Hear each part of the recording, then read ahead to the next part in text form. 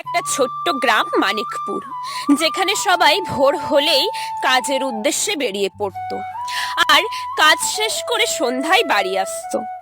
এছাড়াও সেখানকার লোকজনদের আরো একটা গুণ ছিল, সেটা হলো সৎ পথে কাজকর্ম করে নিজেদের জীবন চালানো। ও দাদা, ও দিদি, কাকু কাকিমা, আসুন আসুন, খেয়ে যান নরম নরম গরম গরম পরোটা।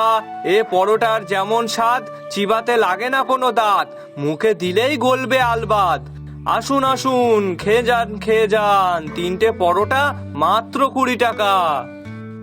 ও ছোড়া, সত্যি না কি গো? দেখো, আমার কিন্তু দাঁত নেই, আমি খেতে পারবো তো? হ্যাঁ হ্যাঁ পারবে, মানে আলবাত পারবে। আরে দাদু, তুমি একটা পরোটা খেয়ে দেখো না, তারপর এমনিতেই 3টে খাবে। আচ্ছা বেশ, তাহলে দাও দেখি তোমার পরোটা কেমন খেতে। কি দাদু, পরোটা কেমন খেতে? বাবা, পরোটা যে একদম তুলোর মতন, মুখে দিলেই তো গলে যাচ্ছে। খোকা, আমাকে আরো 2টো দাও তো। হা হা হা, এক্ষুনি দিচ্ছি। আসুন আসুন, খেয়ে যান নরম নরম গরম গরম পরোটা মাত্র 20 টাকা। 3টে পরোটা মাত্র 20 টাকা। কই দাও তো দেখি কেমন নরম পরোটা। হ্যাঁ হ্যাঁ বসুন, এক্ষুনি দিচ্ছি। ও খোকা, এই নাও আমার টাকাটা। আর শোনো, আমি কিন্তু কালকেও খেতে আসবো। হ্যাঁ হ্যাঁ অবশ্যই অবশ্যই, তোমরা আসলে আমি আরো খুশি হব।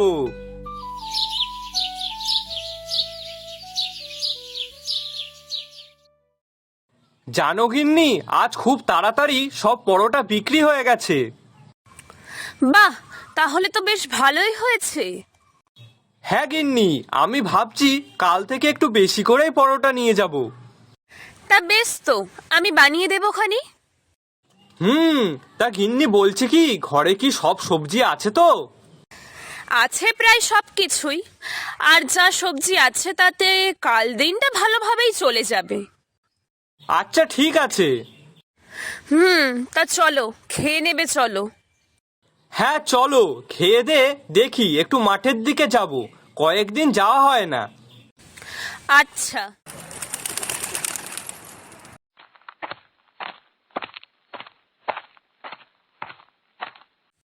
কিরে মানিক, এখন আর মাঠে আসিস না কেন? আরে আর বলিস না, সময়ই পাই না।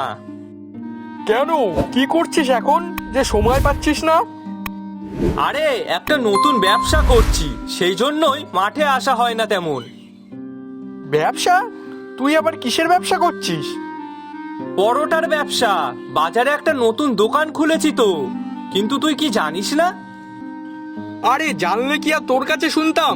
তা তোর নতুন ব্যবসা কেমন চলছে? বেশ ভালোই চলছে, ওই জন্য তো সময় পাই না মাঠে আসার। এই অনেকদিন পর তাই আসলাম। বাহ, তাহলে তো বেশ ভালো ইনকাম হচ্ছে। হ্যাঁ ওই আর কি। আচ্ছা বেশ, তুই থাক, আমি এখন আসলাম, বুঝলি? ঠিক আছে।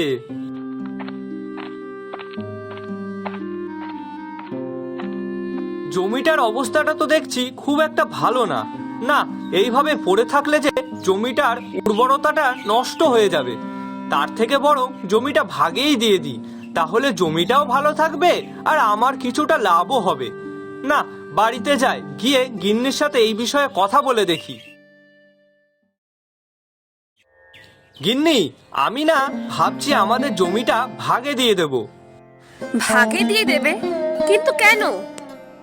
দেখো, জমিটা এমনিতেই তো পড়ে আছে, আমি তো তেমন দেখাশোনাও করতে পারছি না। আর জমিতে চাষ না করলে জমির উর্বরতাটাও কমে যাচ্ছে, সেই জন্যই ভাবছি জমিটা ভাগে দিয়ে দেব, তাহলে জমিটারও ভালো থাকবে। তা ভাগে দেওয়ার কি আছে, তুমি নিজেই চাষ করো না, তাহলেই তো হয়। কিন্তু আমি কখন চাষ করব, সময় আছে নাকি? সময় বের করে নিতে হবে। দেখো, তুমি জমি ভাগে দেবে বলছো, ঠিক আছে, কিন্তু আমার মতে সেই জমি যদি তুমি নিজে চাষ করো, তাহলে তোমার লাভটা তো আরো বেশি হবে।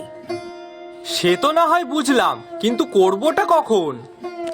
দেখো, আজ যেমন দোকান থেকে ফিরে তুমি মাঠে গেলে, এমনই যদি প্রত্যেকদিন যাও তাহলেই তো হয়। আর সব থেকে ভালো হয় তুমি যদি আলু চাষ করো, তাহলে তাহলে দেখো, তোমার আর দাম দিয়ে আলু কিনতে হবে না।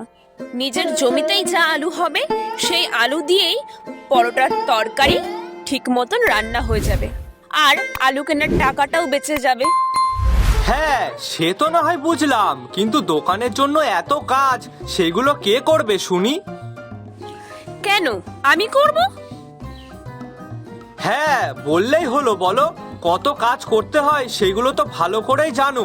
আলু কাটা, তরকারি করা, ময়দা মাখা, তারপর আবার সেগুলোকে বেলে পরোটা তৈরি করা, এতগুলো তুমি একা করবে? ও মা, তা কেন করব? দুজনে একসাথে মিলে করব। দেখো, তুমি যখন মাঠে গেছিলে তখন আমি সব আলু কেটে রেখেছি, আর এখন রাতে ময়দাটা মেখে রাখবো। আর যেমন ভোরবেলায় উঠি, তেমনি উঠে আমি আর তুমি তরকারি আর পরোটাগুলো বানিয়ে নেব। আর তারপর তুমি সেগুলো নিয়ে দোকানে চলে যাবে, আর আমি এদিকে বাড়ির সমস্ত কাজগুলো সেরে রাখবো। তারপর বিকালে দুজনে মিলে একসঙ্গে মাঠে যাব, কেমন? কথাটাও কিন্তু মন্দ বলনি। ঠিক আছে, আমি কাল থেকে তাহলে তাই করব। তাহলে আলু কেনার টাকাটাও বেঁচে যাবে। হ্যাঁ, সেই জন্যই তো বলছি।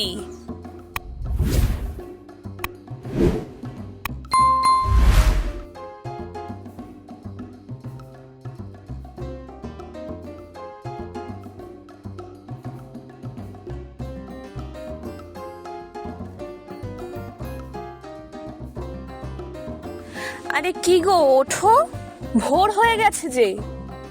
ওই শুনছো, তাড়াতাড়ি ওঠো। ও, ভোর হয়ে গেছে? এ বাবা, আমি তো একদম বুঝতেই পারিনি। হ্যাঁ, সে তো আমি ভালো করেই বুঝতে পেরেছি। ও গিন্নি, নাও চলো চলো, না হলে দেরি হয়ে যাবে। তুমি গিয়ে উনুনটা ধরাও, আমি হাত মুখ ধুয়ে আসছি। তাড়াতাড়ি এসো।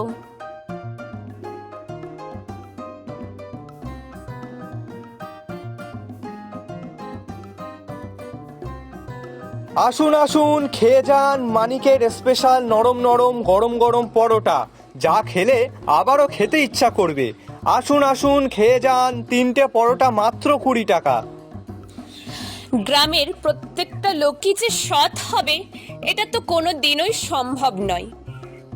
ঠিক তেমনি চন্দন নামে এক লোক ছিল, যার মনে ছিল শুধু হিংসা আর হিংসা। বাবা, মানিকের তো দেখছি অনেক লাভ হচ্ছে। আচ্ছা, আমিও যদি ওর মতো একটা পরোটার দোকান দিই তাহলে তো আমারও অনেক লাভ হবে। হ্যাঁ হ্যাঁ, আমিও তাই করব। কাল থেকে আমিও পরোটার দোকান দেব। না, এখন বাড়িতে যাই, গিয়ে গিন্নিকে সবটা বলি। গিন্নি, আমি না ভাবছি বাজারে একটা পরোটার দোকান দেব। হঠাৎ পরোটার দোকান দেওয়ার কথা মাথায় আসলো কি করে গো? আরে, ওই পাড়ার ওই মানিক আছে না, ও দোকান দিয়েছে পরোটার দোকান, আর অনেক লাভও করছে।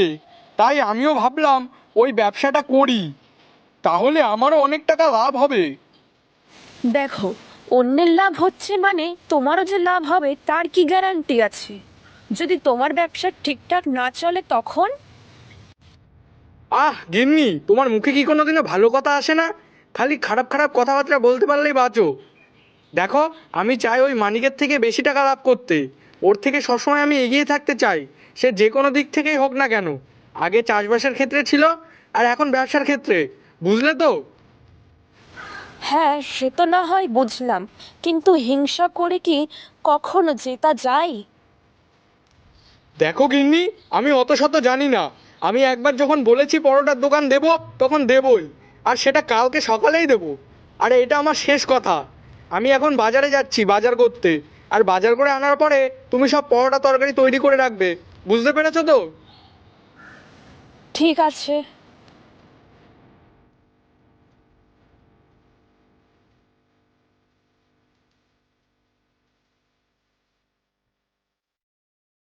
আসুন আসুন, পরোটা খেয়ে যান আর বাড়ির জন্য নিয়ে যান।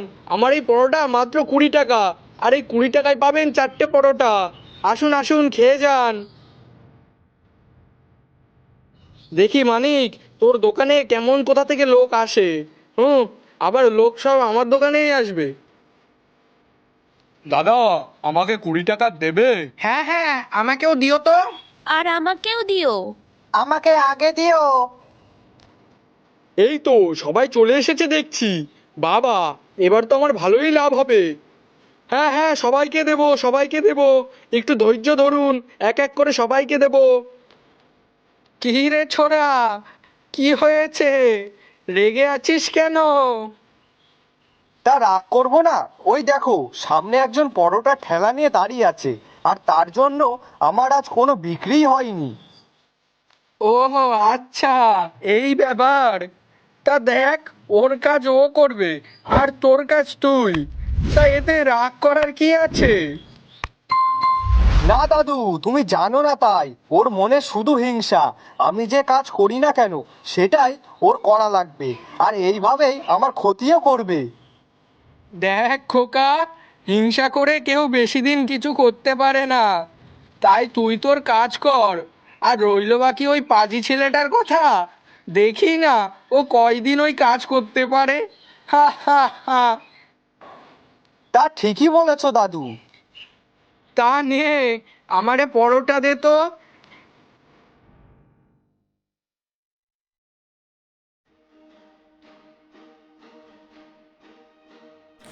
হ্যাঁ গো, তুমি সব বাসি সবজি এনেছো কেন? তুমি অত প্রশ্ন করো কেন বলো তো? ও মা, তা তুমি বলবে না এই বাসি সবজিগুলো দিয়ে কি করবে? ওগুলো দিয়ে পরোটার তরকারি রান্না করবে, বুঝেছো? সে কি, তাতে তো লোকজনের পেট খারাপ হবে, অসুস্থ হয়ে পড়বে তো। আরে সেসব তোমাকে ভাবতে হবে না, আমাদের কত লাভ হচ্ছে তাই দেখো।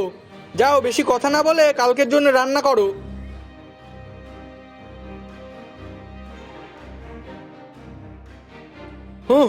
দেখ মানিক, কেমন লাগে? ইস, ছি ছি, এ খাবার খাওয়া যায় নাকি? এ তো মুখে দিলেই বমি পাচ্ছে। হ্যাঁ হ্যাঁ, ঠিকই বলেছো, এ তো খাওয়াই যাচ্ছে না, তরকারি তো একদম পচে গেছে। ইস, এর থেকে তো মানিকের পরোটা অনেক ভালো ছিল। ধুর, এ খাওয়া যায় নাকি? চলো তো সবাই মানিকের দোকানে। হ্যাঁ হ্যাঁ, চলো চলো। হ্যাঁ, চলো চলো। কি দেখলি তো, সবাই কেমন ওর দোকানের খাবার ফেলে দিয়ে তোর কাছে আবার ফিরে আসলো। শোন, মানুষ নতুন কিছু পেলে সেই দিকে একটু ছুটে যায়, অথচ তারা সেটা ভাবে না যে কোনটা খারাপ আর কোনটা ভালো। আর একটা কথায় মাথায় রাখিস, হিংসা করে কেউ কোনোদিনও জিততে পারে না, বুঝলি তো খোকা?